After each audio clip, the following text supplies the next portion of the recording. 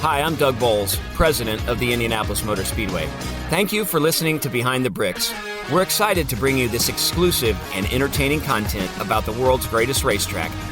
Keep listening, and I hope you enjoy this episode. Your day moves fast. Your news should too.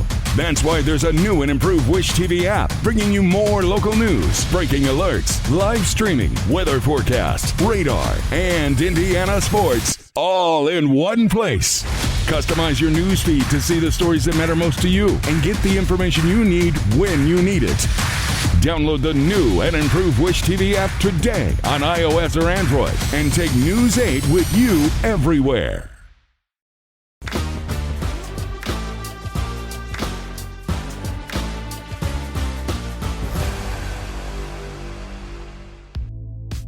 Hey, Indianapolis Motor Speedway fans, Doug Boles here with you again for a little bit of Behind the Bricks. I'm excited to be with you on this one because this is something that's really important to the facility, to me, and to all of you. Today, we're going to see how that big image that goes on the back of the Pagoda when somebody wins the Indy 500, or like yesterday, when Bubba Wallace won the Brickyard 400 presented by PPG. And we'll also tell you about how it started and a really cool story I have related to Dan Wheldon. Let's go check it out.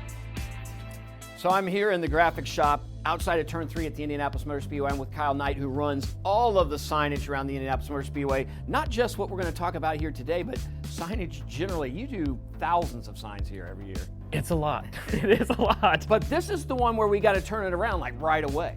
Yeah, we tend to be on pins and needles, waiting for the art files to come through. As soon as we get them, they hit the machine, and we hit the Pagoda. It's pretty cool. So we just literally yesterday, Bubba Wallace crosses the yard of bricks, wins the Brickyard 400 presented by PPG. Kyle gets with Ian Bartlett on our team, putting things together. He gets you the graphics. Of course. And then do you have any input in that to make sure it's going to fit in the way that you want to print it? We tend to go out ahead of time, especially these big projects that, high traffic areas, really important. We know our templates, we know the sizes. We hand all that stuff over to the creative department, and they usually do a great job of getting everything sized out and set up. So this is Connors from winning on Saturday. But so where do things take place now in here in the shop? Where do you go next? Printer right over there? Yes, of course. That's a pretty big printer. Yes, very large footprint, which is why we tucked it away in a corner to make the most of the space here. So currently, the artwork sent over by Ian is queued up, has been sent over on the printer. It's ready to go right now. Are we ready to see it move? Yeah, I'd love to see it move. So, but this is the size of what it's going to be, or is it? No, this is a larger substrate size. Okay. It will take up the majority of it, though. And then, it's about 30 inches by 90. Yep. Of course. Yeah, let's see how this thing goes. Simple as throwing it into remote. Gotta warm up our ink here. And how long does this process take to print something this large? Even with a higher pass count, which kind of increases the visual quality, this should only take about 15 to 16 minutes. And is there a drying time, or is it ready to go as soon as it comes off the printer? It is cured immediately with UV light that is on the print head. It'll lay down a strip of ink and immediately cure it with a UV light that follows behind. That vacuum motor is extremely loud. There's a lot of tiny little holes in here. Think a reverse air hockey table. So how many times is it going over the same location?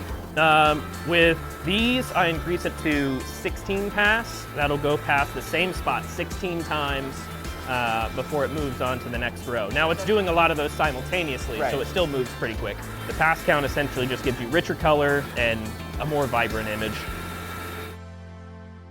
So we're standing on the steps on the south side of the Pagoda, and in 2011 for the Brickyard weekend, I was literally here with Dan Wheldon. Dan didn't have a full-time ride that year. He was here to help us promote the Brickyard, and as we're walking down these steps, he looked over to the left, and he saw that image of him against the Pagoda, the image that Bubba Wallace will have up there coming up starting today, and he looked at me and he said, "Doug, take my picture of me with me," and I have this really cool picture on my cell phone that I had of Dan Wheldon pointing at Dan Wheldon here.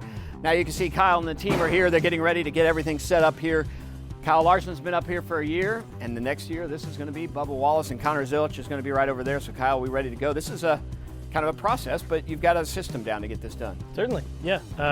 So 4 volts, old driver comes out, new driver goes in. Quick and simple. And this rotates.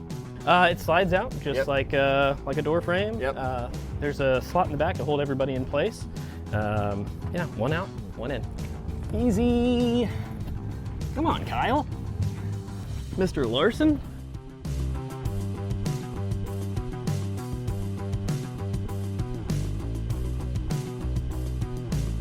So there you have it. A fun tradition here at the Indianapolis Motor Speedway. Our winning drivers live for a year right here on the Pagoda at the Indianapolis Motor Speedway. So next time you're here, you'll see how it's done and how quickly Kyle and his team turn it around so we can celebrate those amazing moments here at the Indianapolis Motor Speedway. Until next time, we're Behind the Bricks. Thank you, fans, for listening to this episode of Behind the Bricks. We look forward to bringing you more exciting content about the Indianapolis Motor Speedway soon.